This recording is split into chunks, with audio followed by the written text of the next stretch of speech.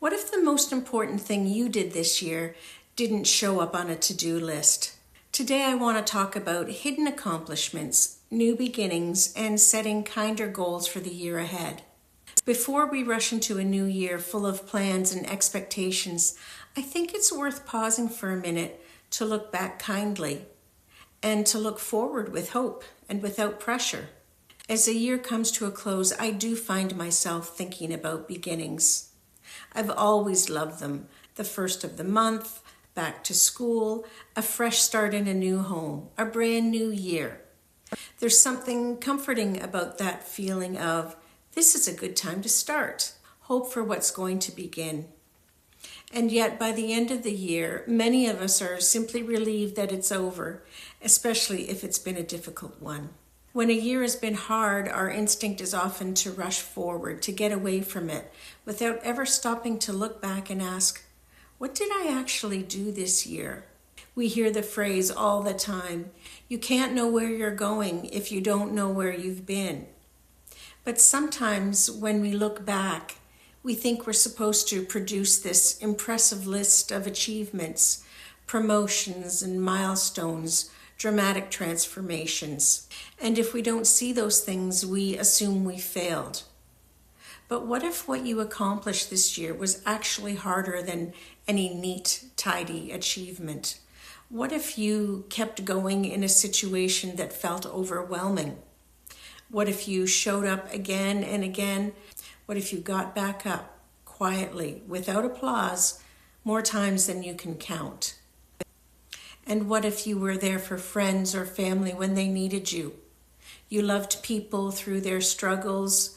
You offered patience, listening, compassion, even when you were running very low yourself. And what if some days the achievement was simply getting out of bed when waking up felt impossibly heavy? Those things count, and those things matter. Those are real accomplishments. If you feel behind where you should be, I want you to think about where you've come from, what you've survived, what you've endured, what you've overcome. You may realize you've already had far more success than you give yourself credit for. This time of year, we're surrounded by talk of resolutions. Lose the weight, save more money, get organized, work out more, be more productive. And yet, so many resolutions fail by February. It's not because we're lazy or because we lack willpower, but because resolutions are often built on criticism, not compassion. They usually start with, well, what's wrong with me and what do I need to fix?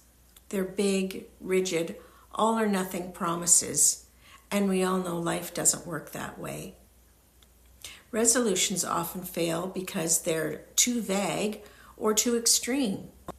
They don't account for real life and bad days or changing circumstances, and they're often rooted in shame rather than self-acceptance or love.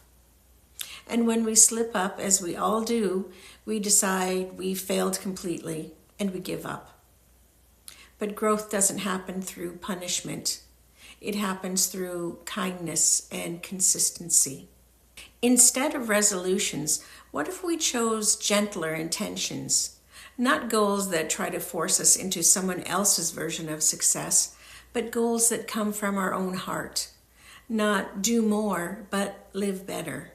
And not fix yourself, but support yourself. I'm not talking about numbers on a scale or perfectly tidy homes. I'm talking about things that quietly shape who we are.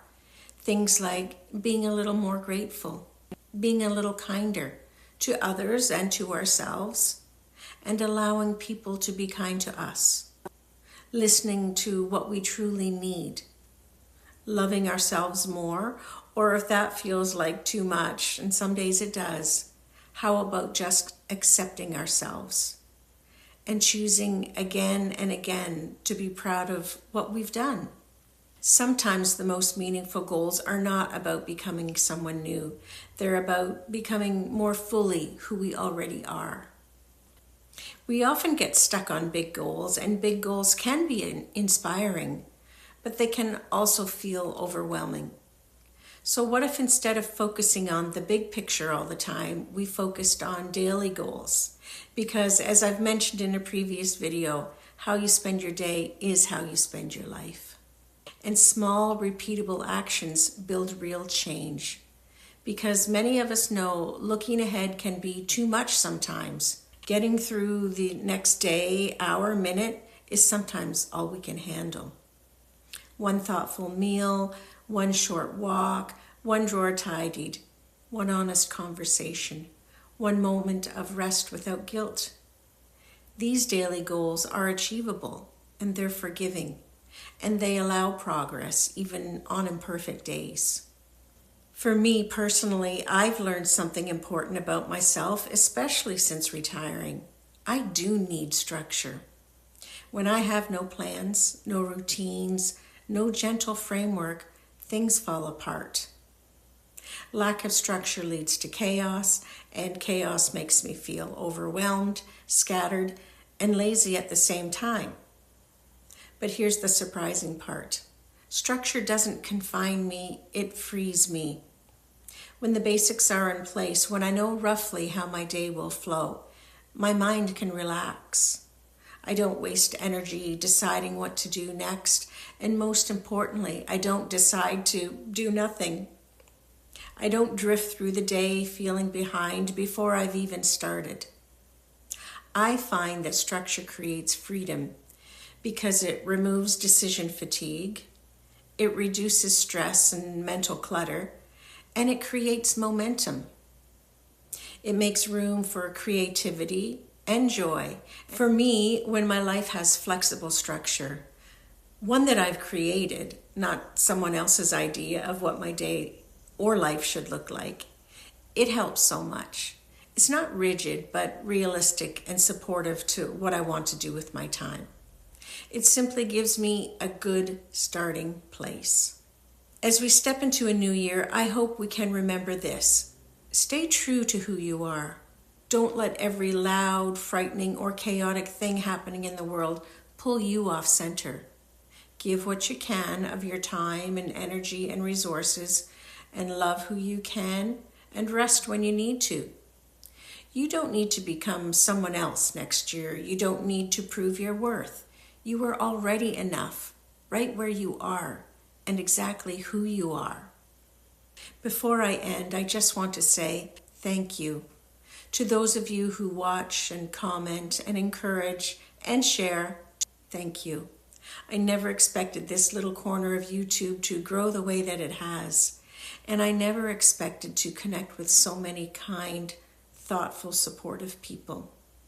Your encouragement means more to me than you'll ever know.